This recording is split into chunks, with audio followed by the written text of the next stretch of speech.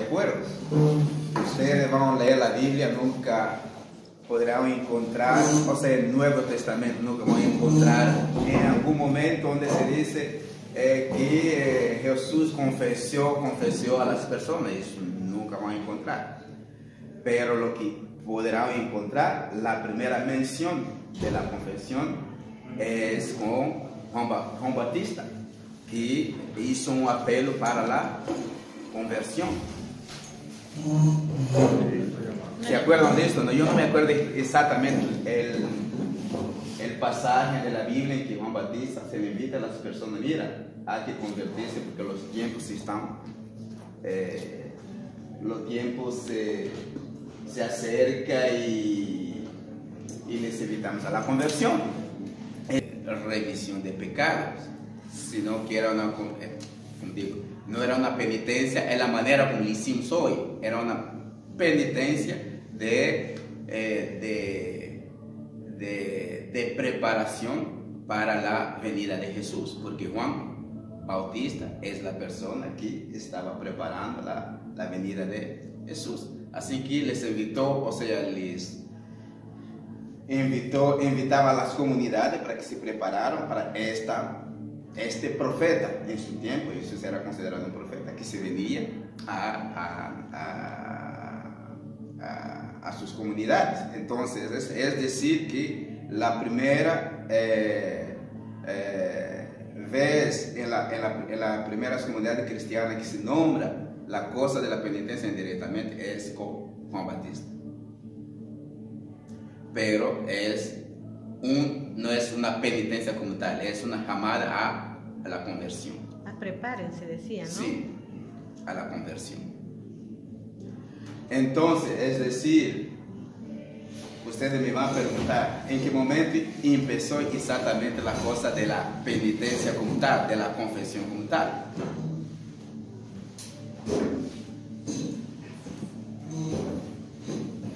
¿Feliz año?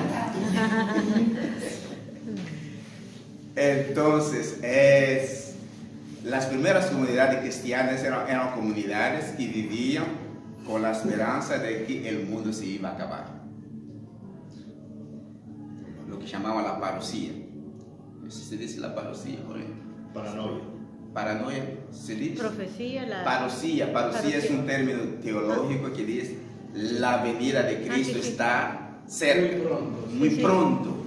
Es una corriente. O sea, las primeras comunidades vivían con esta conciencia de la venida de Cristo, eso es mañana, el fin del mundo, eso es mañana. Y como el fin del mundo es mañana, las personas estaban más interesadas en vivir de una manera recta. Lo que pasó es que el fin del mundo no venía. Y hubo una laxitud, se dice, una laxitud, o sea, un relax en los costumbres de las prácticas, y después, ya como eso está muy lejos, entonces sigamos, y se relajó un poco, hubo un poco, digamos, de relaje en los costumbres y prácticas morales cristianas.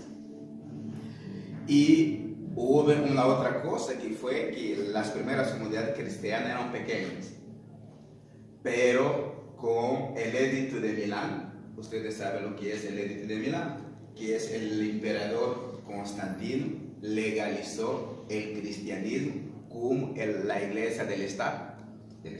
O sea, el cristianismo en su comienzo era una cosa prohibida, pero con la conversión del emperador Constantino, la iglesia cristiana pasó a ser una religión del Estado.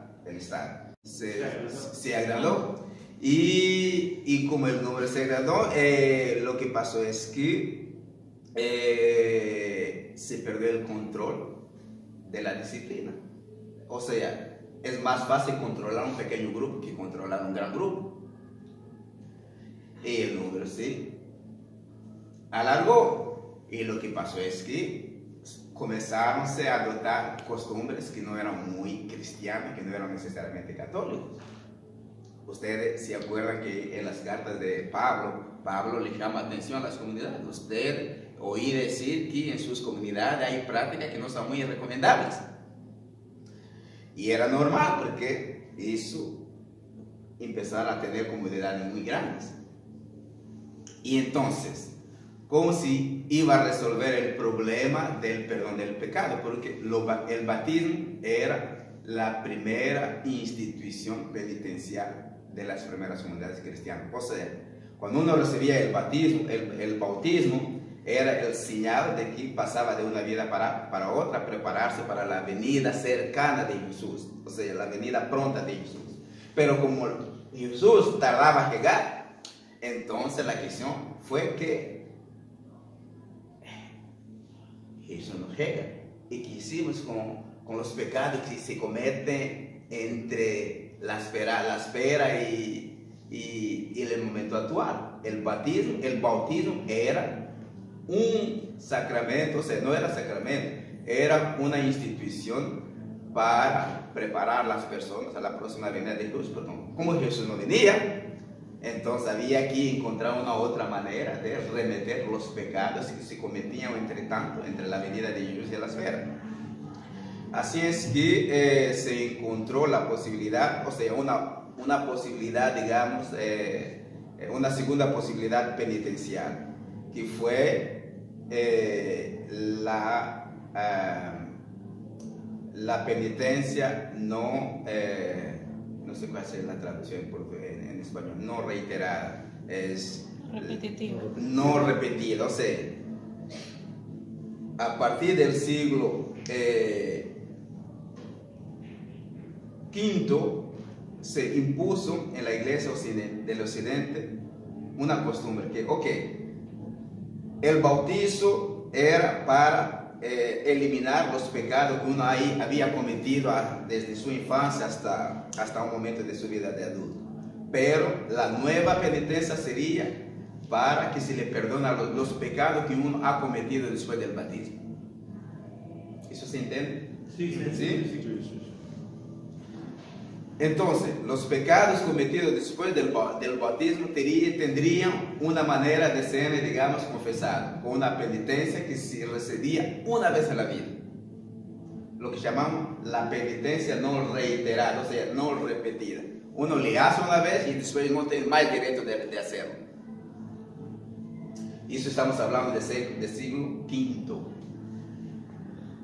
Lo que pasó es que las personas hacían matemáticas. Si me voy a confesar ahora y que después tenga que volver, eso no es bueno. Entonces lo que uno hace es esperar su viejez para se confesar, porque su viejez es cerca de la muerte. Entonces la matemática que las personas hacían es: no, yo no me confieso para no tener que volver allá a repetir la misma cosa.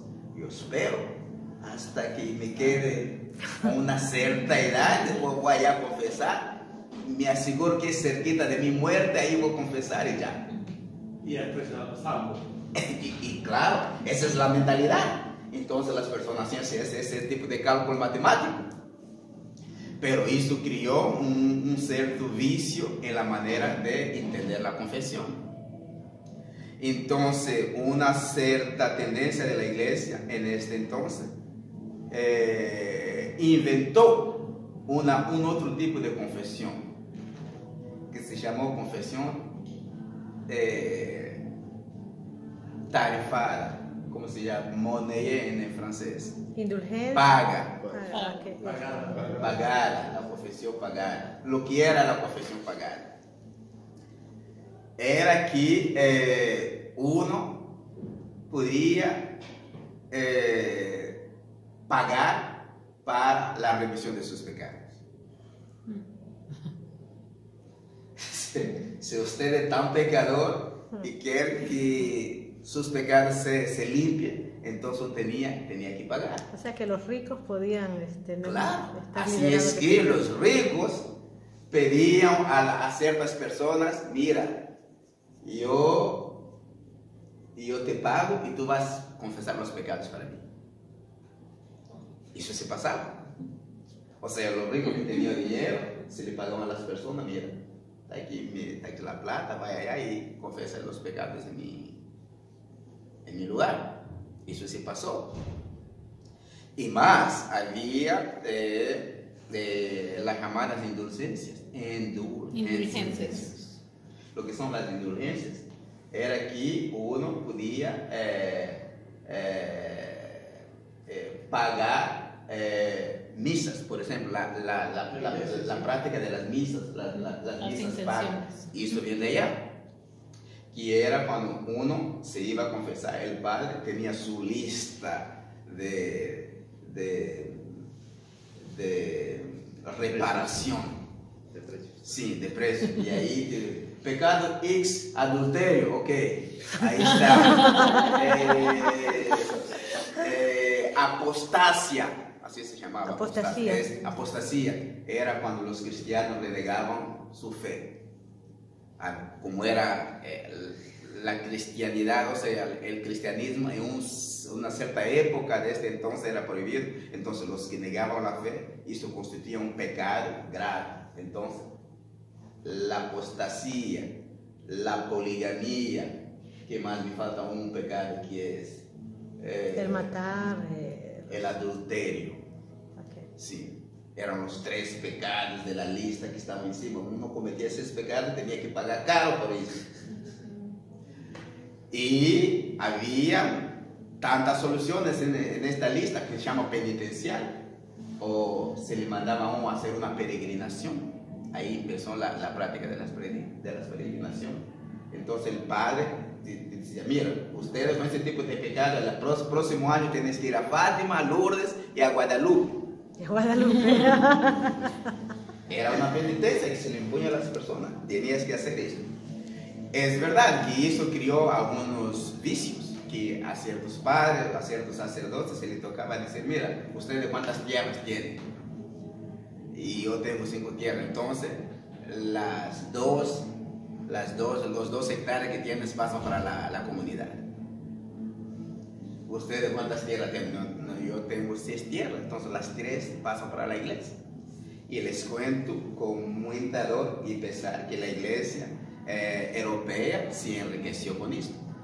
Las grandes catedrales que tenemos en Europa fue a causa de esto, de las indulgencias, de las cosas pagas. Sí. De los pecado de cena. De los, oh, claro.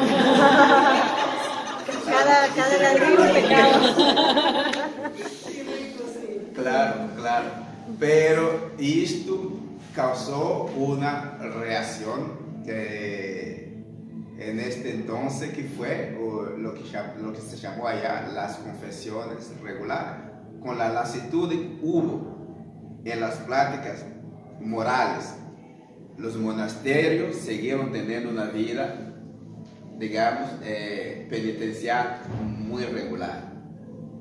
O sea, la confesión regular empezó en los monasterios.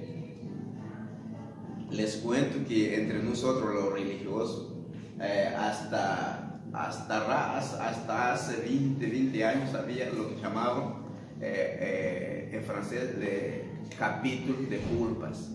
Lo que era los capítulos de culpa entre nosotros todos los días por la noche antes de acostarnos, los frailes, así como estamos, se reúnen entre nosotros los religiosos. Así es que entre los religiosos la confesión regular empezó ya a partir del siglo quinto mes. Pero la confesión regular no era una práctica de toda la comunidad cristiana.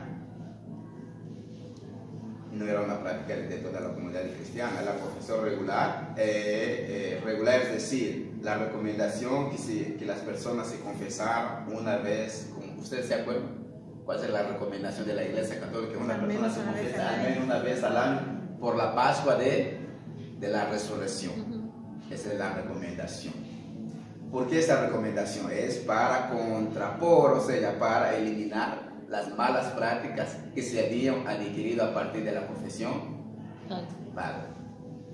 Entonces, ya no se hace más las confesiones pagas, pero se adopta un tipo de confesión, lo que se llama la confesión canónica. La confesión canónica es la confesión que tenemos hoy, que uno recibe la absolución antes mismo que de la reparación.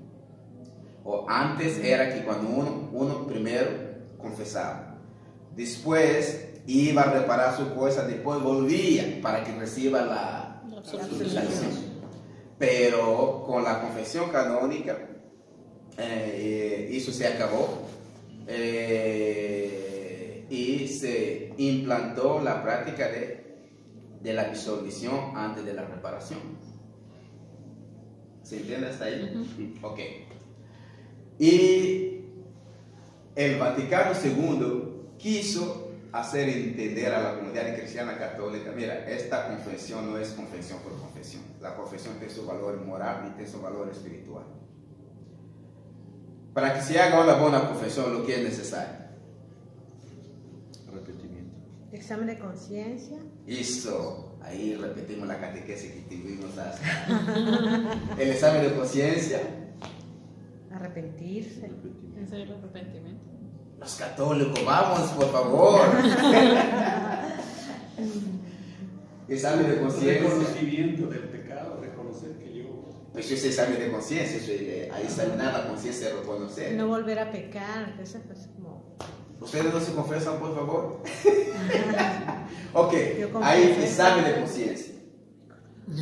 Primero, ese es el recorrido de la confesión, eso no es complicado. El examen de conciencia y después haz la confesión como tal. La confesión es el acto de decir los pecados. Pero hay una cosa que las personas se olvidan, es la contrición. El propósito de no volver a pecar. La cuarta, ¿cuál es? La penitencia. Ahorita está que la absolución. Pero hay una cosa que siempre las personas se olvidan y yo me molesta siempre. Yo digo, esta confesión de la Iglesia Católica, eso es un cadeau, porque uno va allá y dice sus pecados y se le manda a decir una dos Ave María y ya, eso no es así.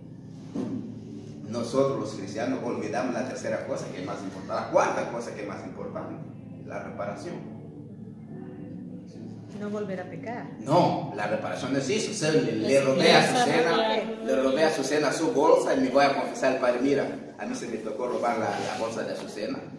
No son las 3 Ave María, que son más importantes. Es devolver la bolsa de Azucena. Y eso es la reparación. Nosotros nos olvidamos de eso, es porque la iglesia no ha sido muy exigente con esta cuarta parte. Pero esta cuarta parte es muy importante porque es la parte la más determinante de la confesión. Es verdad, cuando uno mata a alguien ya no hay posibilidad de resucitar a la persona, pero uno tiene que hacer ese propósito, reconocer, mira, eso fue mal, eso fue realmente mal. De hoy adelante lo que puedo hacer para que eso no se repita. Ahí uno se le nota una conciencia de arrepentimiento, ¿no? Pero la reparación, cuando es posible, uno tiene que hacer. No es que no, yo hizo esto y me quedo con la cosa, no. Si uno se apoderó de la bolsa de Azucena y se va a confesar al Padre con sinceridad, mira, yo se me tocó por una razón cualquier y quitar la bolsa de Azucena. Y el Padre tiene la obligación de decir, mira, para que te perdone tus pecados, prométame que vayas a devolver la bolsa. Y tiene que devolver la bolsa. Y eso es por la bolsa, por otros pecados como uno hace. El adulterio, por ejemplo. El adulterio, yo le digo, ok, el adulterio no tiene una reparación, pero tiene una sinceridad. Los psicólogos dicen que hay una pertinencia impertinente. ¿Cómo es eso? Ok, yo me explico. Que es, en una situación de adulterio, el normal sería que yo va a decir a la persona, hablemos de cosas de una pareja, ¿de acuerdo? Sinceramente, yo tengo que tener la madurez de ir a decir, se me confeses con sinceridad. Tengo que tener el coraje sincero de decir a mi esposo, ¿sí? Que, mira, en obligación de reparación, esto. Pero como se dice en psicología, hay verdades no son verdades impertinentes. Y como decía mi mamá, hay males que la mejor manera de resolverlos es no resolverlos.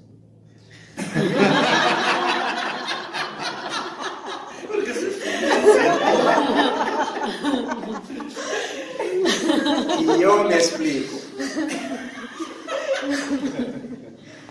explico que es ahí, cada caso es un caso, hay circunstancias conociendo al esposo o a la esposa, hablamos del adulterio justamente, uno conociendo a su esposo, conociendo a su esposa, mira, examina si es producente o contraproducente hacer esta reparación. Examínese sinceramente si es producente o contraproducente hacer esa reparación. Mas tiene que ser una examinación sincera, porque si uno quiere disimular, no, yo no le digo para que no cause más problemas. No, eso no. Es un examen sincero. Como digo, hay verdades examen de conciencia. Como digo, hay verdades que no son pertinentes, aunque sean verdad, que no son pertinentes. ¿De acuerdo? Como se dice, apagar fuego con gasolina, y eso no es una solución. Yo dice, si le digo me mata. Sí, y tiene que comportarse. Sí. Como digo, es un examen sincero. Como digo, uno puede tomar la decisión de apagar el fuego con gasolina, y eso no es una solución. Gasolina no se apaga con fuego. ¿De acuerdo? Entonces, es decir, el examen sincero, el examen de circunstancias es muy importante para la reparación. Estamos hablando de adulterio, podríamos hablar de más cosas, pero la reparación es la parte más difícil. La reparación es la parte más difícil, porque uno en la reparación puede ser humillado. Imagínese que tú vas a hablar con alguien, no, y yo ya más, contigo ya no voy a querer tratar eso con usted. Eso es una humillación personal, pero uno tiene que pasar por este momento.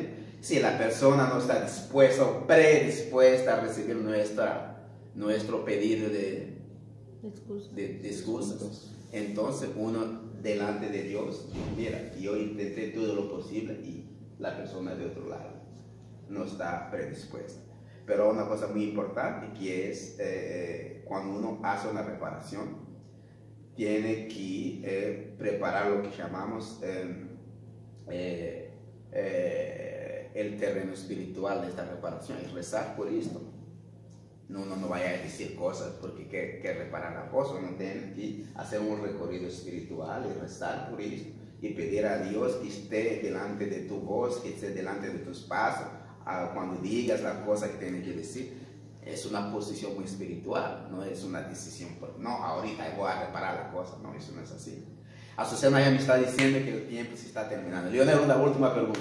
Sí, nada más en la situación de que hay una persona que yo vengo a conversar algo que tiene que ver con una muerte y que la persona, digamos, la ley está interesada en saber la situación del sacerdote en esa forma que se ve en esos casos. El sacerdote hace un propósito que es un sacrosanto de nunca decir en ninguna circunstancia lo que ha oído en confesión. Eso es una regla de oro. Pero igual si es un comportamiento que puede generar riesgo para otras personas. Me explico, no sé, viene alguien que confiesa que ha cometido un pecado, pero que además confiesa que tiene el deseo o que siente la necesidad de, no sé, pedofilia, por ejemplo. Okay. Y lo pongo porque es uno de los casos sí. que se ha debatido. ¿Cómo se queda uno en la posición de no proteger a las demás personas que pueden estar en riesgo? No, yo creo que me expliqué mal. Es decir, el sacerdote no tiene el deber y la obligación de nunca denunciar lo que oyó en confesión. Pero el sacerdote puede, por otros medios, digamos, cuando se trata de una situación en que puede poner en peligro toda una estabilidad social, el sacerdote tiene la obligación de decir, contactar a las autoridades, mira, hay situación que ustedes pueden, digamos, investigar. Pero, como digo, cada caso es un caso. En general, el sacerdote tiene la obligación de no decir lo que oyó en confesión. Si no hay gravedad, digamos, social o moral que obliga a decirlo. Si hay algo como este caso concreto, cada caso es un caso, yo creo que el sacerdote, hay sacerdotes que han sido capellans de cárceles, que han oído cosas horribles, pero bueno, negociando con la persona es la reparación. Tú me estás confesando esos pecados, si yo te pedí, yo te puedo pedir alguna cosa, sí, padre, por favor, ¿tienes el coraje de decir esto al juez? No, entonces no es una confesión. Si tú estás dispuesto a confesar, también estás dispuesto a reparar. Esa es la obligación del sacerdote, de decirla a la persona interesada. Si estás dispuesto a confesar, también tiene que estar dispuesto a reparar. Muchísimas gracias. Un aplauso a Raquel. Muchas gracias.